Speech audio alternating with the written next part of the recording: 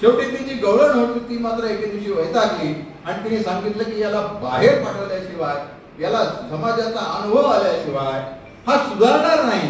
म्हणून तिने सांगितलं की आता माझ्या घरामध्ये तू राहता नाही, तू आता तरुण झालेला आहे, तू आता बाहेर जा आणि काय तुला करायचं ते कर, मी तुला काही आता सांभाळणार नाही.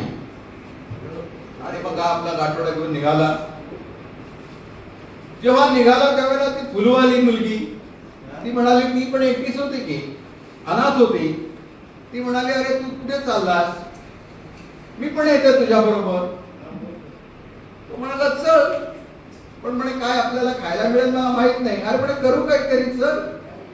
आणि मग ते गाव सोडून दोघेही निघाले आणि मग हा आपला एके ठिकाणी कुठे झोपडी बांधून राहायला लागले. निखळ प्रेम होतं, कुठल्याही शारीरिक संबंधाचा विषय नव्हता, शारीरिक आकर्षण नव्हतं, पण एकमेकांना आपण सांभाळलं पाहिजे असं मात्र दोघांनाही वाटत होतं. आणि ते दोघ जण तिथे राहत होते.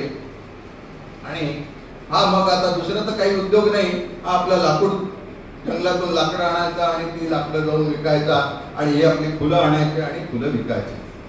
आणि असा त्यांचा हा दिनक्रम हा चालू होता. ज्या काशी राज्यामध्ये ते आलेले होते त्या काशी राजाची एक राजकन्या होती, तिचं नाव विद्योत्तमा. तर ती उपवास झालेली होती, पण तिला जो वर पाहिजे होता तो वर मात्र अत्यंत विद्वान असा पाहिजे होता.